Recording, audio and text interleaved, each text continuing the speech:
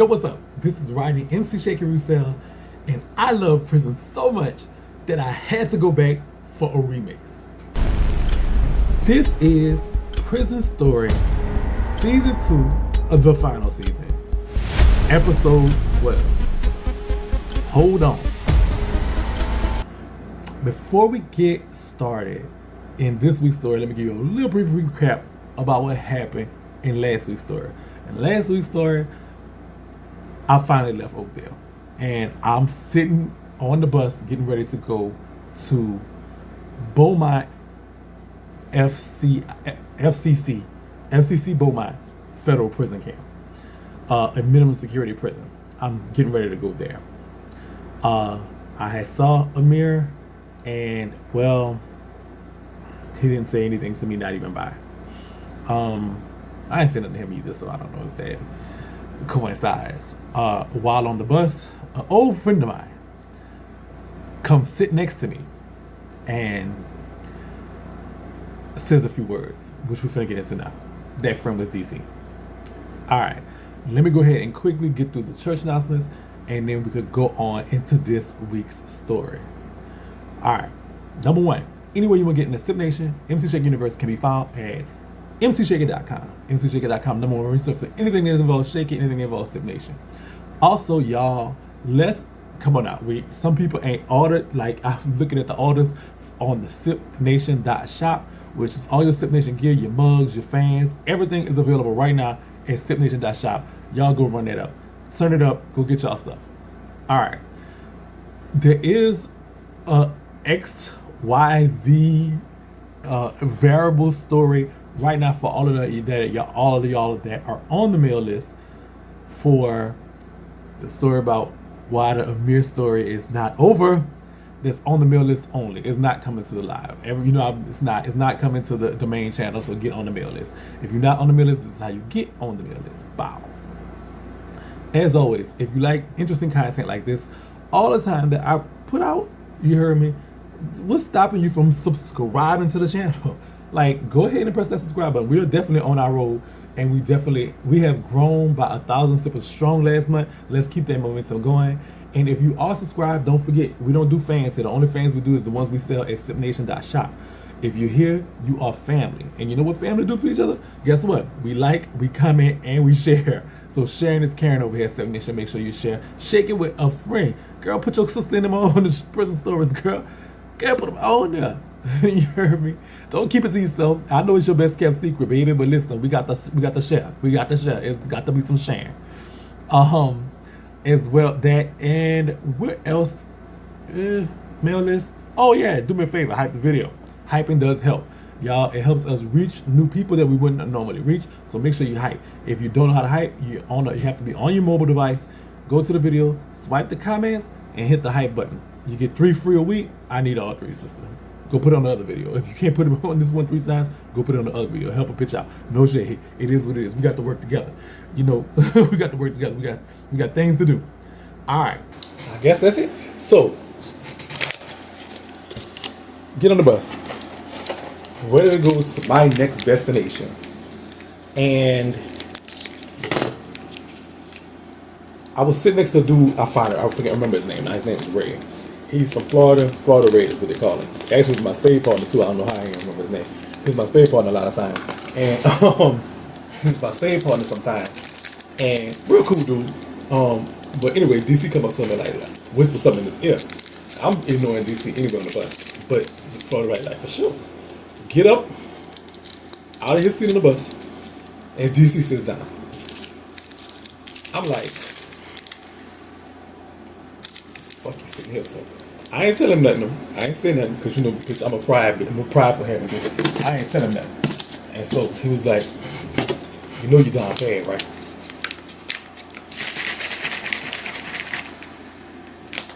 I said proud. But you know, life is what life, you know what I'm saying? I mean, shit happens. What you want me to do? He was like, you know we're going to the same spot. I said, interesting. I said, I would know if you talk to me, but I'm like, well, how you know what spot I'm going to? He was like, you act like you ain't checked up on me too. You took me. I said, I might have found out you was going to Beaumont, but I didn't know which you was going to the lower or the camp or the medium. I said, shit, they might put you in the pink. I said, nah, I ain't going no pink. I said, I'm going to the camp. So this confirms it right here. DC is literally coming to the same spot as me. The funny thing is we arrived at Oakdale the same day, and now we're literally going to the next spot together. And I'm like, oh, child. I was like, oh, but you might. I said, what type of time you gonna be on when you get there? He was like, I'm gonna be on the type of time you be on. I said, I ain't gonna be on no type of time. He was like, yeah, nah. He was like, you lucky we shackled. You know, we shackled. I mentioned this in the last video.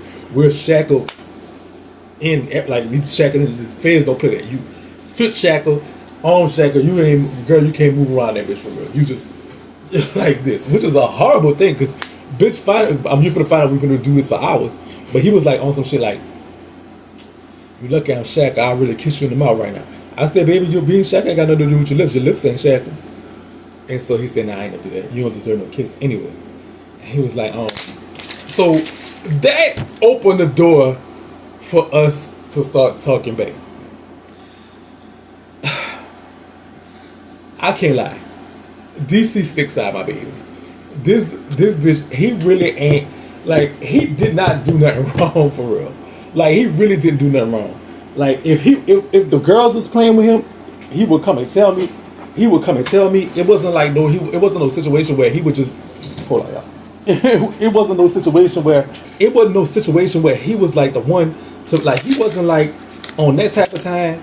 And then it's just like he was out. Like, he didn't care. He didn't care who knew nothing about him. The only thing I couldn't stand about DC too, he just was such a diva. Like, he was a real live, like, he thought he was the prettiest thing smoking. That's the only thing I couldn't stand about this boy. That is the only thing. And I'm like, damn. But he was there every time. And so I'm like, well, maybe I need to look forward to whatever. Like, so would I be going to, like, I'm going to a compound, so I might as well have him trade on deck already, girl. I mean, he's familiar. He's me and him did everything that you could do. You know what I'm saying? So it's like, he's there. And so I need to find a way to get a mirror out of my system. And the only thing I know how to get a trade out your system is with another trade. That's the only thing. And from an emotional standpoint, I'm a hoe, but from an emotional standpoint, this made sense. And so I was on the mindset of like, well, okay. Now, I got to tell you something. When you going from a spot to spot, I don't care who you is, niggas to tell you this and that and the other, you are nervous because you do not know I had never been to a camp before. I never been in security. I don't know what it's at. I done heard stories about it, but I have never been. I don't know what it's entailing. I don't know what's going to be the next thing. And so I'm really on some, like, nervous type time. Like, I'm really nervous. So we end up on a prison bus, and we drive from Oakdale to Airfield in Lafayette. Now, Lafayette to Beaumont ain't nothing but 2-3 hours. So I'm thinking, like we did before, we're going to get on one bus and just go on another one. So, okay, I don't know if if y'all remember last time in Prison Stories, I had rode Con Air before. But when we come in Mariana, we drove from Tallahassee, but then the plane landed at the airfield somewhere in Alexandria, and I just got off of one bus to the other bus. I had never been to the Holdover. So I'm thinking that they're just going to drive us to the airfield. We're going to get on one bus that leaves us on, we're going to get off the Oakdale bus and get on the Beaumont bus. Because usually when it's in that little area of distance, what they do is all meet up at the airport, do the transfers, the people that get on the plane, get off the plane, people get off the plane, get off the plane, they do all that, right? And so this is conducted by the United States Marshal Service in conjunction with the Federal Bureau of Prisons. Now, when I tell you these marshals, they don't play, girl. They are out there, full vest, dogs, big old guns. Like, they don't play that. Oh my God, girl, it's a very frightening experience. So the best thing for you and they talk slick to you because they're not used to dealing with people. They're not used to dealing with inmates. They're used to people trying them and all kind of stuff like that. They got these things, if you try to buck on them or spit on them, they got masks they put you in. They got there's more restrictive handcuffs. There's things that put your stuff, like bars. It's all kind of stuff they got for you. and so and they're used to known for not playing. So then you don't want to play with them. So we get there, and they have an offload of people that look like they coming getting ready to go to Oakdale, so they deplane those people, and then they just start calling our names. Now there are some people going to Pollock, there are some people going to different places. They called 4 of us that we all knew it's 4 of us that all of us knew we were going to Beaumont. So we thinking we were just going to get on the thing, but they call us they call the first one with the plane. I'm like, wait, I thought you still going to Beaumont.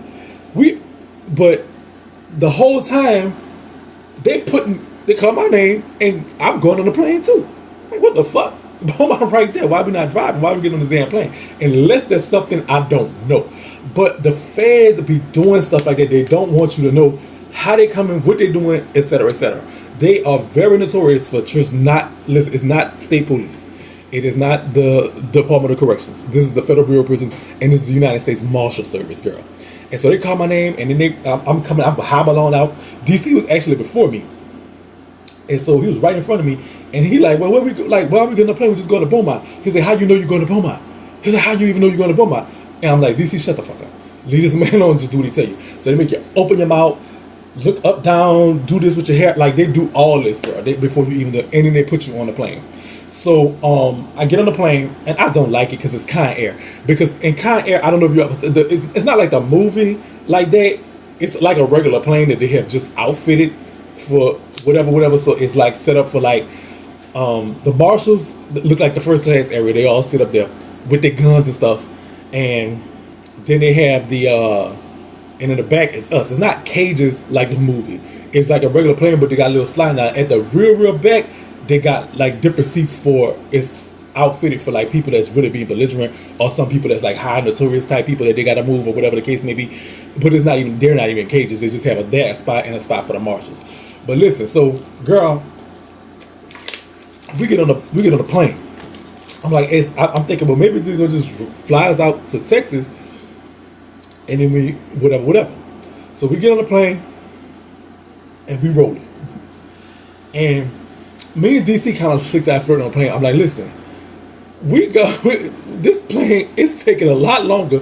If the drive to Beaumont is only 2-3 hours, the flight to Beaumont ain't number 30-45 minutes. And DC said, no, probably about 2 hours. I said, ain't no way. Like I'm really from around here. I used to drive past Beaumont all the time going to Houston. I say from Lafayette to Beaumont ain't nothing but 2-3 hours. I promise you, it's nothing there. It's maybe like an hour to Lake Charles and like an hour in Beaumont. It's not far. You might be looking at an hour, like 2 hours and a half max. So if you driving there, it's 2.5 hours. If you're flying there going 700 miles an hour, it only gonna take 30 minutes for sure. I know this. And he was like, I was like, something ain't right. We're not going to Beaumont. I was like, I bet you we're going to Beaumont. I'm like, we're not going to Beaumont. And so me and it was a white dude from Louisiana that was going there with us, and another dude that was at Oakdale with us, and it's 5 of us then. It's us 4 going to 4 of us went to camp, and one of us went to the low. Red went to the low. All right. But we just debating this and trying to figure this out, and I'm telling him like, no, something ain't right, because we on this plane for what feels like way more than 45 minutes, way more than 30 minutes. It feels like an hour and a half. And so we finally touched down, and we looking out the window, and so somebody's like, yeah, we in Oklahoma. I'm like, oh, we in Oklahoma. I said, it's at the Holdover. I said, why would they send us to the Holdover to go to Beaumont? And so DC was like, I don't know, it really don't make no sense. And so we wondering like, what the fuck going on? Did they hit us with the Okadoke? Did Tarver really send us to the moon or somewhere? Because they don't tell you nothing. There's nobody tells you nothing. You can ask questions all you want, they don't know. They didn't tell you nothing. In fact, all they have is the manifest of who's supposed to be on the plane, and that's it. They don't know where you go. Like, they don't know. And they don't like you asking them questions. They really be screaming. It's an experience. Kind airplane is the inside, the outside, girl, it's a wore down old plane that they done re-outfitted for cons. That it is. Now I didn't see no tape on it like some people be saying. Oh, you see, they be having duct tape on the plane. They have that, but you could tell, girl, it do not feel like the safest. And girl, when it hit turbulence, bitch, that whole hit turbulence, bitch. But we made it there safely, and so I was happy to get my feet off the ground. So we get in there, boom, and they put us in a holding cell first. All of us that got off the plane, they put us in a holding cell. So most of us is in the south region, right? And this is going. Then we gonna figure out where the hell we going, right? And so the first thing I do, I had to pee so bad, but I go to the toilet because it's a holding cell. It's a holdover. It's not no prison. So there's not really inmate workers and stuff. That there are some inmate workers that are housed there, but it's not that many. And it is like, you know, some of the prison conditions, I'm not gonna lie, in prison it's actually a quite clean place to say it's prison. Like they have dorm orderlies, they got people that's walking around, that's cleaning and all day. That's their job. And so this place does not that. And the toilet is so disgusting. So me sitting down to pee is just not in the question, girl. I don't care. I'm not doing it. This is like whatever. So I go pee. Boom. When you get off, they take the cuffs off you and put you in a holding cell. I go pee. Boom. And so you go pee. I go pee. DC come fucking me and say, that's the first time I ever saw you stand up to pee. He was like, I forgot you even had a dick. Well, don't forget, bitch, I got one. Girl, it's there. It's there. If you ever, I'm thinking to myself, bitch, if you ever want to play with it or suck it, it's there too. The fuck? He's like, I forgot you had a dick. You never saw you stand up to pee. And so this became a joke, but I really don't feel like joking. So they come around, pass out a little paperwork that you got to fill out when you get there.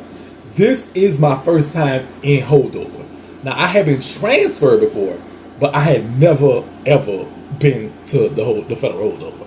This is my first time there. I had never seen it, didn't know what it was, didn't understand the concept about it initially, but it's the federal holdover.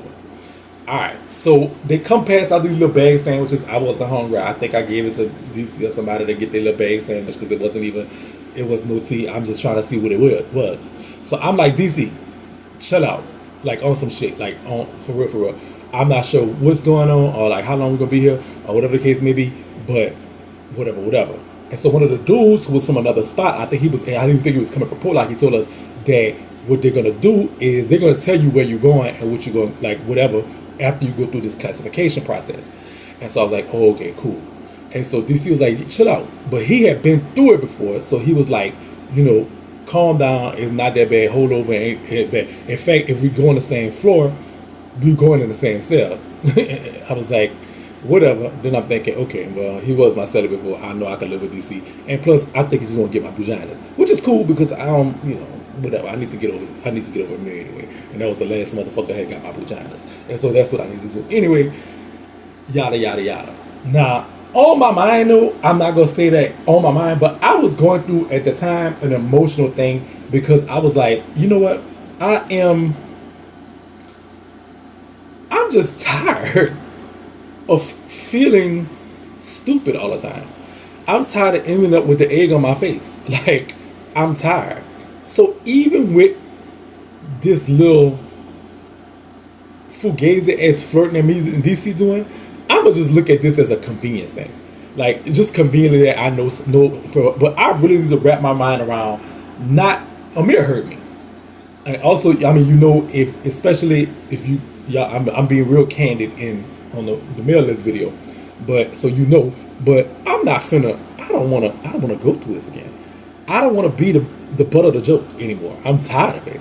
And so, like, for real, I'm on some shit like, DC, I'm gonna put you at arm's length, for real, in my mind. So all this, we getting in the cell together and all this other stuff like that, yeah, it's cute, but I'm commanding myself not to even have that type of dealing with you all the way. Like, it's gonna be for convenience. If I need to bust a nut, whatever, you need to bust a nut, something like that. But I'm not investing no feelings into you or nobody right now for the moment. That's my mental. I had the other situation with the female, so I wanted to be true to that, and so this is where I was at. All right. So we go through the process. They strip you out, squat, cough, do all that stuff, which the queen don't mind doing. Love a good old squat and cough, especially when it's a high trade officer. Don't mind doing it.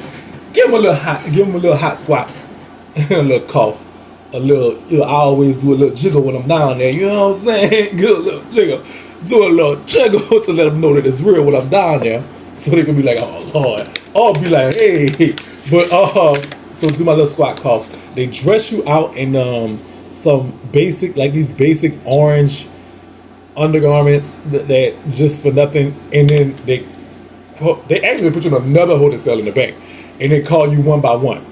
Me and DC back there chilling, looking like but people like watching us. I'm like, listen,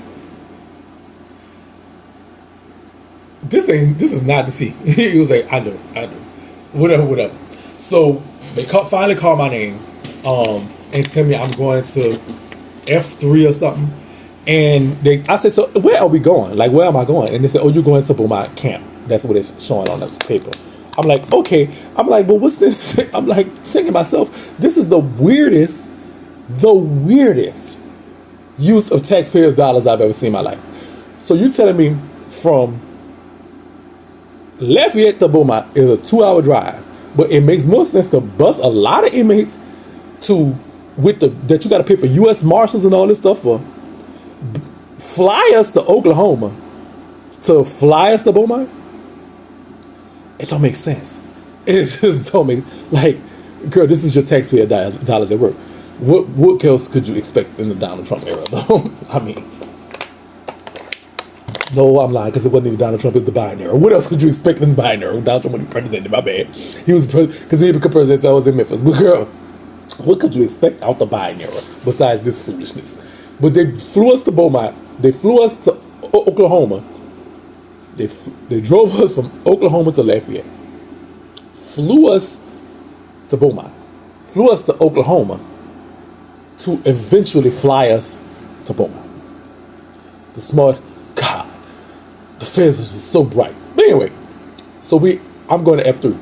When DC come back, I said, well, where you going? He said, I'm going to B2 or whatever he going to. So we not going to the same flat in the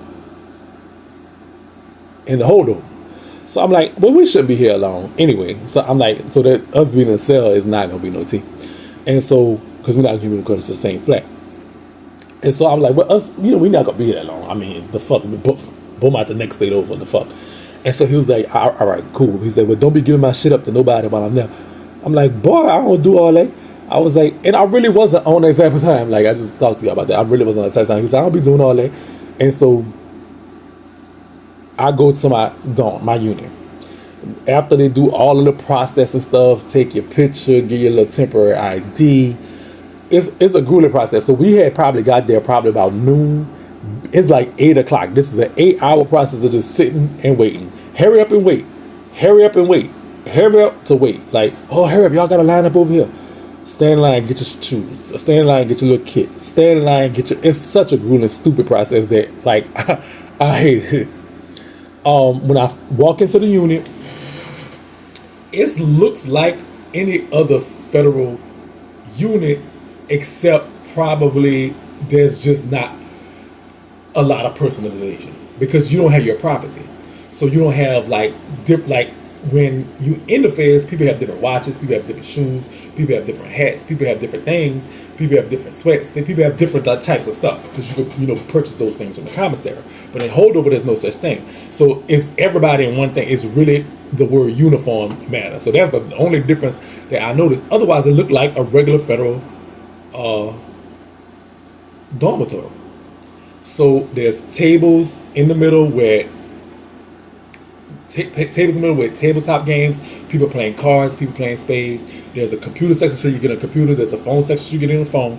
There is no yard, but there is this little outside area that you could go to. It's inside, but it has a fence around it, but you can't do nothing. It's concrete all over.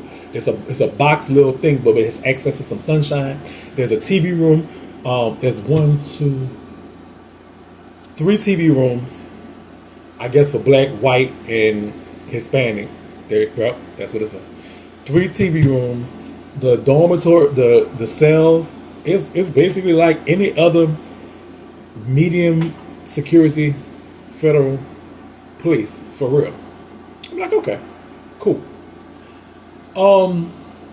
So they say, okay, y'all, we don't do all that assigning cells. You just basically pick the cell and tell us what cell you going to. And so I'm looking for a cell. I find a little empty cell. I go put my stuff in there. Because they don't have, it's not like this a black cell, this a white cell, this a this cell, this a that cell.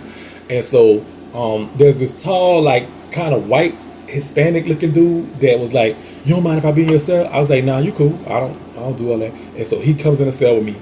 Um, I tell him, I'm like, "Look, like you got some people here that was at certain places with me, or I've been at place, whatever, whatever. I am LGBTQ plus. I'm just letting you know, like if that's a problem." He's like, "Nah, I'm good, I'm good." I'm like, "All right, cool." And so I was like, I ain't on no type of time like that, like that's gonna be weird or nothing, because I mean, whatever. And I know how to, I have brothers, so I know how to hang with dudes. I got 4 brothers, so I don't know how, like I know how to hang with dudes. And so,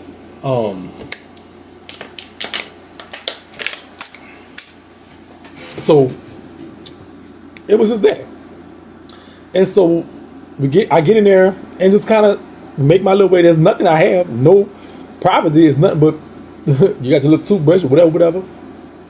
I go hop in the shower, take me a little wash up, and then just kind of they got this little cart with books on it, and so I'll go immediately to the cart, find something to read, and just read. Your computers and stuff don't be on initially. It takes a day for your computers and your phones to be on. The next day, wake up. The only difference, another difference is you don't have a child hall you walk to. They bring you these plates. They bring you plates for breakfast, lunch, and dinner. You don't leave that. Once you're in that unit, you don't leave unless you have to go. Everything comes to you. Everything comes to you. And so there's this like unit manager type person. There's an officer in the unit all day, 24 hours a day, 7 days a week. But they're in the office station. They make their little rounds and stuff and whatnot. And so the next day, there's this like unit manager type person that comes around and tells you, like, gives you information about anything that you need to know about, except when you leaving. That's the only thing. But that's the question everybody asks: it, how long I being holdover? Now at the time, went back in the Gap. I remember them used to saying about the holdover. You only spend a couple days there. But now I'm talking to people that have spent there weeks in the holdover, weeks in the goddamn holdover. And so I'm like, damn, I ain't about spending a week in the holdover, girl. We ain't finna do that. So, but I'm, of course, when he come, he asks, and he just tell me, okay, you're going to Beaumont prison camp, blase, etc., etc. And that's all he told me. He was like, we just had, one thing he said though, he was like, we just had one left for Beaumont, so it might be a while before Beaumont come again, but we'll get y'all out of here as soon as we can. Like, damn, this a bitch. Like, why did he just drive us to Beaumont? So, I start finding things to do. I find this Chinese, excuse me, I'm so sorry. This Asian guy that plays Scrabble, and so I started playing Scrabble with him. Started playing spades. They had a couple people they had one dude that came through from New Orleans. I forgot who he was. So me and him got jammed. But he left kind of quick. And I would spend my time, I'll go watch the news in the morning. Football season was over, so it wasn't but the black TV was mandated. It would be news in the morning, and then they watch sports all day, every day. So I would do a lot of reading. I'll go play Scrabble with the Asian who used to whoop me relentlessly. Oh my God, this dude. And I'm a smart bitch, girl, but girl, that Asian used to tell my stupid ass to fuck up on that damn Scrabble, girl. I was a bad motherfucker on the spades table. And so the trader always tried to get me to come play spades or nothing. I will say this.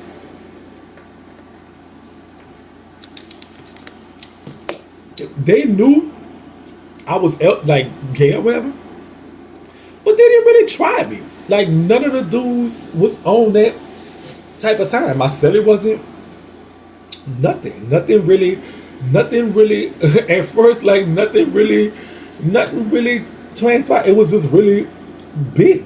I started to see what it was. I ended up calling my people, telling them like, yeah, I'm in a holdover, don't know when I'm leaving, but I'm going to Beaumont camp. And I was generally excited about like my next venture into the federal prison, because I went from having a nervous outlet set to it, like, oh my God, what am I doing, to more like, okay, you know what, this may be what I need. Minimum security. I can lay back. I could get to see what Club Fed is about. I get to see what's going on. I get to see like all this great stuff about the feds and this is where it's gonna be at. And girl, Honestly, that couldn't be the furthest from the truth. But it really wasn't. It really, so it started giving me that I am ready for the next venture. All right. So,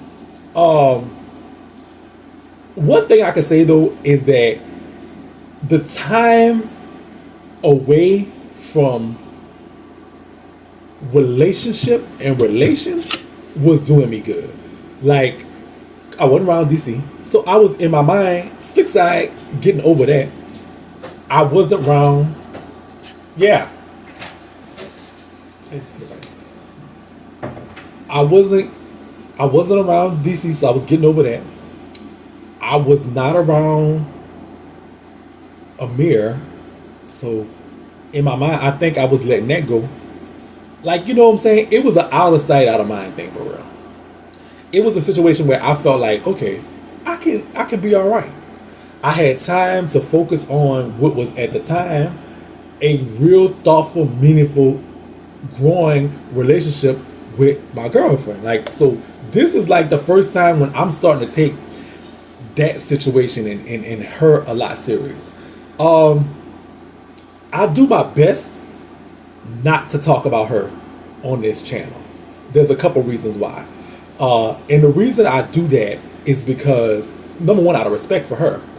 Again, this is not her story to tell, it's my story to tell. But number two, she's still a fundamental part of my life to this day. I will explain toward the end of the video, the end of the stories, kind of like what happened, but she is still in my life to this day. She's still a meaningful person to me. I still have a lot of love for her. I guess I just wish I wasn't gay, because she is, when I think about her, I don't have nothing bad to say. I have nothing bad. I have only positive things to say. And I can say this, being in the holdover was a time when I started to look at her like, oh wow, I have to answer to somebody when it comes to matters of my heart. Now, I want to say this too. I got to say this because just seeing this, so I don't want y'all to think either that I was pretending to be somebody else for real, because it wasn't that. She knew me before, obviously. Google exists. YouTube exists. These things exist. So anytime you type in Ryder Russell, MC Shakie, I mean, it's a number of things that pop up in relation to what I do. And so there's obviously a lot of content showing my sexuality and things like that. So I didn't misrepresent myself. So I mean, there was a comment, I don't know where it was at. I think it was on Beagle when I was talking about having a girlfriend in prison. It was like, how was she lying or something, or was you lied to or something? And so no, none of those things existed. But I think that, so sexuality for me has been a very fluid experience. So there are times in my life when I know I'm 100% gay. There's times when I think I'm bisexual. There's even some times in my life when I pretended to be straight. This is how I got my second child for real.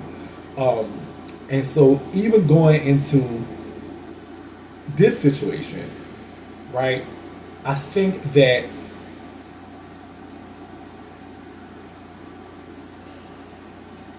I acknowledged my bisexuality. But there are also times when I wanted to be trans. There were times when I thought I was trans. There were times when I took medicine to be trans. There were times when I know this is prison stories, this ain't sexuality stories. That's a whole nother video. And I have videos where I go through the plethora of like, I don't know sometimes. And, you know, and the true answer really is for me that sometimes I don't know. Right now, today, right now as we speak, she's still a part of my life. That is true. Honestly. And I can honestly say this, at this moment where we are in the story, is when I decided that I wanted to be somebody that meant something for her. Now, truthfully, that didn't work out. truthfully, reality set in that I feel like I could never ever be for her what she deserves. Because one thing that is strong in my life, I'm very attracted to men. That's apparent. So there's no such thing as I'm just straight. And I can't see a situation where I am just not going to be attracted to men. That is just not going to happen. I like men. I mean, and I gotta be okay with that. And she has to be okay with that because that's just the truth. It's the truth. I mean, it is what it is. This we finna get off this topic. I promise you. I just want to say that, point that out. But at the end of the day, when I'm talking about the prison stories, and so I'm gonna do my best to not mention her in those aspects. I just want to address that because this is what occurred right then that affected how I made decisions going forward, because I started to consider her feelings. So when I had an opportunity to eat a nigga up and I didn't, I would be like, oh well, I got a girl.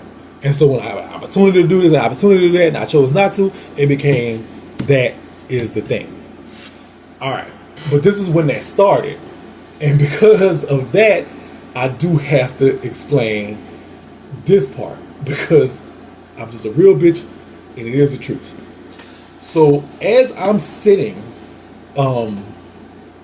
there in Beaumont, sitting there in Oklahoma, and I had been there for going on a week, girl. I'm like, what the fuck is going on with these people? Not saying it's like how long it's gonna take us. I had been there for a couple of days, so I'm an OG at how Oklahoma City Holdover.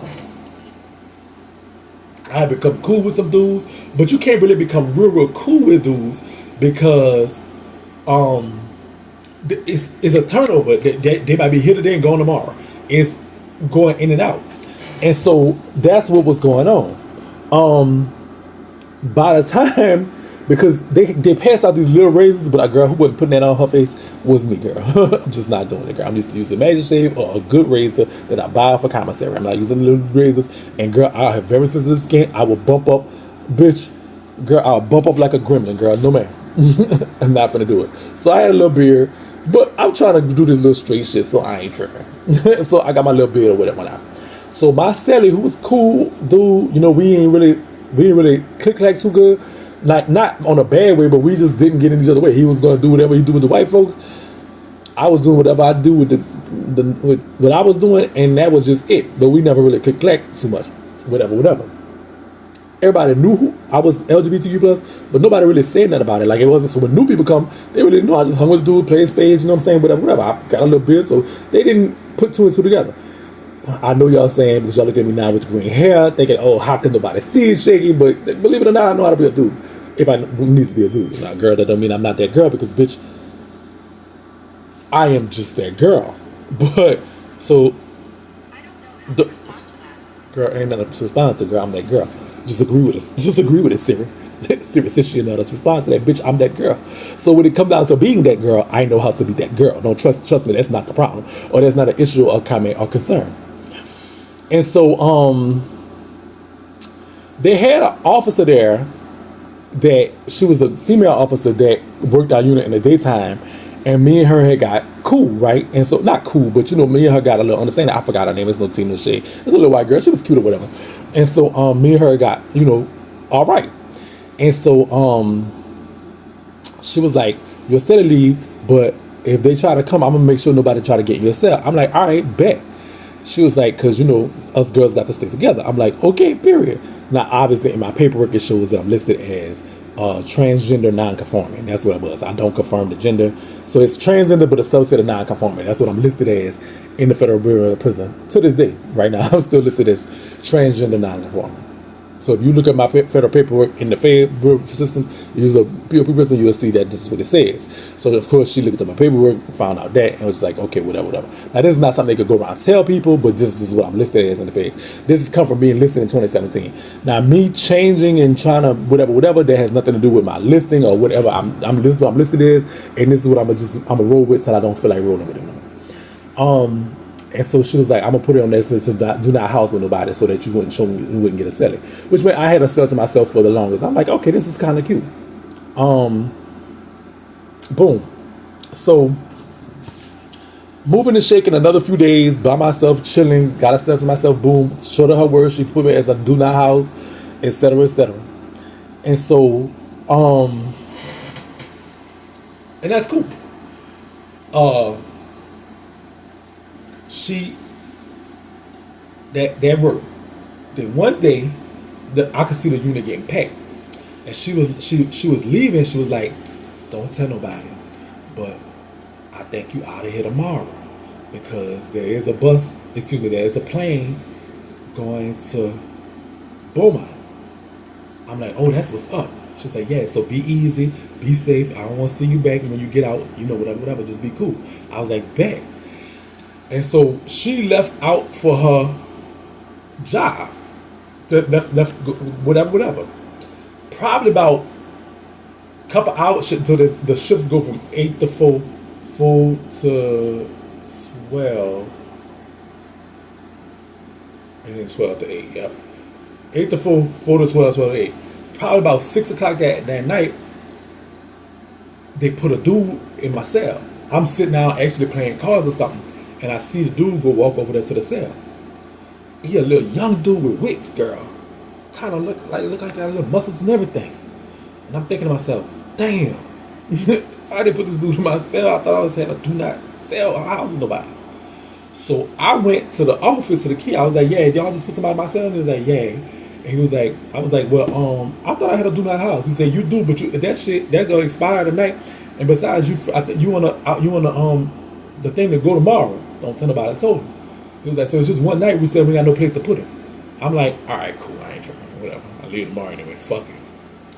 So boom, I go to the cell and he like putting his stuff on the top rack or whatever. I'm like, "So," I was like, "Say, brother, what's up?" He was like, "Oh, I'm chilling." I said, "So, where you from? Whatever. And he was like, I don't want to lie to y'all, but I want to say," he said he was from Kentucky or in Indianapolis, somewhere like that, Midwest. He Midwest nigga. Whatever. Cute little dude with wigs and everything. And so, I'm like, you need something?" I was like, "Blah blah blah, etc. etc." He's like, "Nah, I'm good." Blah blah blah. I said, "Well, here some shower styles." He's like, "Thank you, brother." He said, "So how this shit is? How it's going?" I was kind of explaining to him how it go. I told him that was the black TV, this, that, and the other, whatever. That's the black, because it's a black TV, black everything in the face is racially profile, bitch. You got it racist for everything, bitch. It's a race here, race this, race that. So I kind of gave him a rundown of how it work in there, being that I'm an OG in there now. And so I was like, "So look, I don't want them to I don't want them to play on you or something. So I'm gonna just go ahead and let you know before somebody else do that, I'm gay or whatever." And so that means but I mean, I don't know type of time like that. But also too, I'm supposed to be leaving tomorrow anyway. So you just had one night and you just this bitch yours yourself. It's like blase. But I don't think they got no cells. But if supposedly a lot of us leaving tomorrow, you probably get your own cell. But you had your own cell right now. I mean, I ain't on no type of time or nothing. But you know what I'm saying. You just have to sleep in a cell with a gay dude for one night. He was like, "Oh, you gay for real?" I was like, "Yeah." He was like, "You don't look gay." I said, "Yeah." Well, I said, I'm pretty gay. But I said, bitch, you have no idea how gay I am. He was like, "You don't look gay. You don't look gay." And I'm like, "No, I'm gay." And so he was like, "Man, you really gay?" I'm like, "Yeah." He's like, "Oh, okay, that's good." That's the first time I ever heard that. That's good. I said, "Okay, I guess that's good." I said, "Why is that good?" He was like, "Yeah, because if you gay, I can get my dick sucked." And I'm like, "Yep." Yes, you can. Yes, you. Yep. Yeah. Yes, you can. All right. Now I know that goes against everything I just said about trying to be, but guess what, y'all? I'm a hoe. Please don't fuck me low, girl. I'm a hoe. And so I was like, "Yeah, you sure." I said, "You sure can." I said, "Look, youngster, as soon as these doors close, we'll get the business." And I left him to his devices. Go prepare, bitch. Go wash that shit up. Go get it together so I can go motherfucker. Yep, I'm gonna have me some fun with you before I leave, because you's a fine, cute, little, cockstrong looking youngster with some wicks in your head. Look like you could do some demon shit. Alright. So, bitch, no shade. So, true to his word, soon as they pop, and my word too, soon as they popped the doors that night, soon as they locked us in, Bitch, I start eating. Bitch, and this youngster, he verbal. He doing like he touchable. Oh my god, I love when youngsters do stuff like that. He remind me. I'm gonna go ahead and give y'all a little AI. Y'all not like the AI, bitch. I'm gonna give y'all a little AI. Look up him and then go. I'm gonna describe it. So what I do when I do these is I just describe the person in my mind in AI and I describe what they look like in AI with the prompt and AI crafts it. So here he go right here according to AI. Bow. Now what makes me a hoe is I don't even know dude's name. I couldn't tell you to this day. You said, what's $1 billion, Shakie? What's that dude that you ate up at the Holdover? Guess what, bitch? I would not get a pity because I don't know nothing about his name. I don't remember if it was from Kentucky or Indianapolis, but he know who he is. And bitch, we had a time. And I tell you, a time was had. A time was had, niece. I promise you. And so we in there, we doing the most. He was like, I wanna fuck. After he got his dicks up a couple times, he wanna fuck. I'm like, fuck it. Bitch, we in that bitch, that youngster, bitch, for that one night. Bitch, if only for one night. Girl, okay, in my Luther voice, bitch. Not even my fat Luther voice, bitch. Girl, we did what we came to do in that bitch, girl. I promise you. Girl, he don't owe me nothing. I owe him nothing. But girl, I promise you. And the next day, that sure as shit thing, they called my name, Rooster, pack your shit. So I leave him. I was like, yeah, good looking out. Be easy, youngsters. Like, for sure. He's like, damn, I'm mad you gone, bro. I'm like, yeah, I'm kind of mad I'm going to. What should have paid here when I first got here? He was like, yeah, for sure. He's like, you know what? Shit, eat this bitch up one more time before you go. I'm like, shit, all right. And so, bitch, I ate it. They called him my name. Russell, come on, slobbing on that dick, bitch. Russell, I was like, I'm coming. But, bitch, ate it, walking out the door, bitch, because that's the kind of hoe I am, girl. I'm sorry, girl. Look, I told you I'm going to be real with y'all. I'm just tell y'all the truth, good, bad, or ugly. Girl, don't judge me, bitch. Don't judge me. Just sit back and listen, girl. Please don't judge me. Don't judge me. It's a hoe, bitch. So eat him up on the way out. Boom. So then coming out, it's hurry up the wait though. Y'all rushing me, but y'all rushing me just so I could go sit in the holding cell. So we first sit in the holding cell by floor. So all us on F1, 2, 3, all us in one holding cell. Then we go downstairs and then we in another holding cell. So this is where I see DC again. And so he come up to me, he's like, give me a kiss. Now mind you, I just sucked the dick and I will kiss you, DC. Oh girl, if you see this, girl, I'm gonna just tell you the truth, girl. Ooh, girl, this gonna make this boy pop me. This is why I can't do it, girl. But I got to tell the truth, girl. So I'm like, boy, I don't kiss me. He's like, I ain't seen you in a week or something. Give me a kiss. I'm like, no. He's like, give me a kiss before you put the handcuffs on. I'm like, I don't want to kiss you. I want people to know I'm gay. He's like, shut the fuck. I said, I got that beard on my face. I don't want to kiss you. He's like, man, shut the fuck up. Come here. He grabbed me and really kissed me dead in the mouth after I just finished sucking this boy. DC, but in my defense, I had told him a couple times, like, no, I do not want to kiss you. I had told you that a couple times. Girl, it is what it is. So you know how dude dictates. It was what it is. That bitch kissed me right there. But DC is the kind of nigga that don't give a fuck. He like to kiss and all this shit in front of everybody. Don't give a fuck. He's that type of nigga. And that's what he did. And so they call us and show us shit stink. We got on the plane and took a flight to Beaumont. We really waste y'all paying taxes for this, not me, because I don't got no money to pay no taxes. The taxes had us going from Oakdale to Beaumont, which is a 2-hour drive, to turning into a week-long expedition, which involves 2 armed United States Marshals flights. And they have a medic on the flight. They got to pay that money. They got a doctor on the flight in case somebody get some whatever. They could get medicine for them too. So they got a medic on the flight, so y'all paying for all that. Pilots, U.S. Armed pilots, marshals, y'all pay for all this.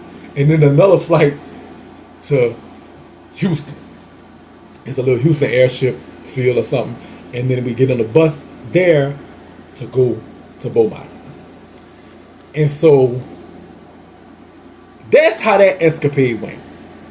And so that's the way we're going to end this video today, because we're going to start fresh next week with what happened between me in DC at Beaumont Camp, which is our next stop on the prison series. So I didn't end with a cliffhanger this week. I ended it on the end. But make sure you come back next week for the edition of Prison Stories for next week, as well as, if you don't already subscribe to the channel, also too, be sure you stay for the after show, which starts right now. I love y'all. See y'all on the after show.